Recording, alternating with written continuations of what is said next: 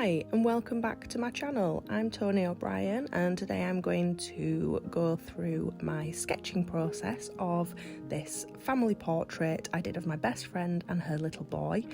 I also include her cat in the sketch, but I have realised since that I forgot to include him in the final drawing, but never mind. So I start out by mapping out where the characters are going to fit on the page. I use reference images to get an idea of height and sort of important identifying factors. For example, my best friend has the most beautiful long princess hair, and I wanted to make sure that that was included in there. Once I've sort of mapped out the basic shapes and the basic poses of the characters, I start going in with some detail. So I started out on her little boy's face, and none of this is perfect at this point. This is very much just me sort of getting an idea for how things are going to look. But it's definitely not finalised at this stage. I then move on to adding details to my friend's face. And this is the part of my process that takes the longest, really, because I do want my characters to look like who they're meant to represent. While they're obviously not an exact copy, because they are done in a children's book style, I do want them to look like the person I'm drawing, so that if they were to see it, they would of course then recognise that it was meant to be themselves.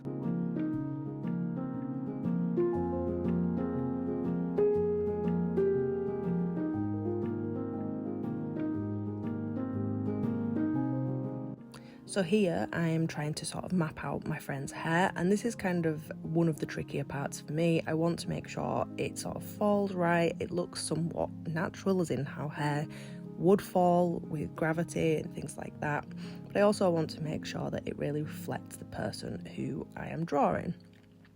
So a lot of the time what you will notice is that I am consistently drawing lines and then removing those lines and doing them again, and I will just keep doing the same line over and over again until I get the line that feels right to me, and that's not really a science. It is very much about how it feels.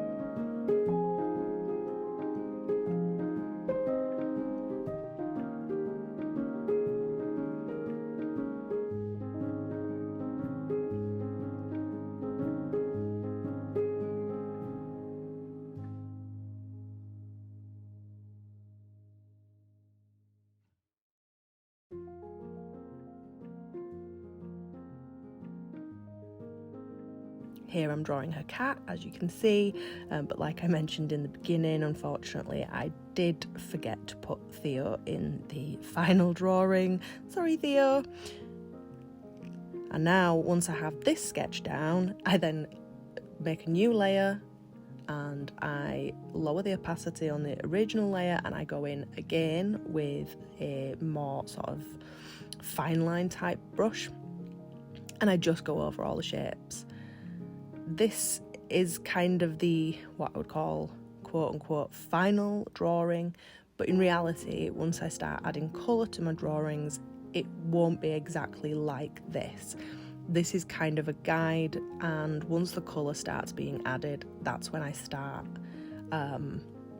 just finessing things. So for example, in this sketch here, I actually have my friend wearing a t-shirt or a top and trousers, and in the final piece she's actually wearing a really long flowy dress that's kind of based off something she was wearing in one of her holiday photos. So while I am doing these final lines right now, they won't necessarily be exactly like this in the final piece. Now, something I really like to do with my family portraits, especially if it's a family portrait children is create a line drawing as well that can then be printed off for the child to colour in. That it's just something I like to do. And if the final image diverts quite far away from this, what I will then do is go in with this brush again right at the very end and re-outline the entire drawing, just to make it sort of neat and detailed and make it fit with the final piece. But I just like to add a little colouring sheet in there for the children if there are any.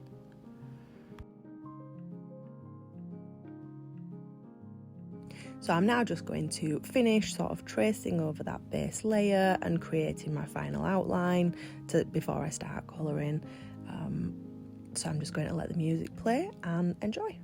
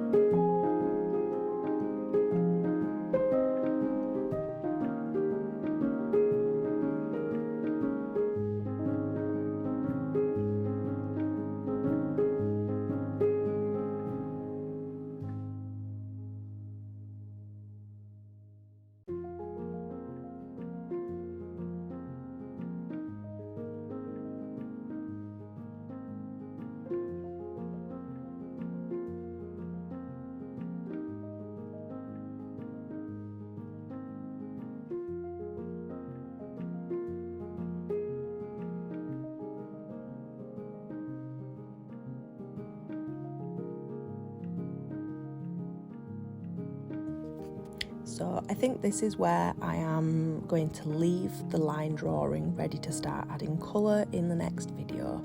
If you've enjoyed this, please remember to like, subscribe, click the bell icon so that you get notifications every time I upload, and I'll see you in the next one. Thank you for watching. Bye.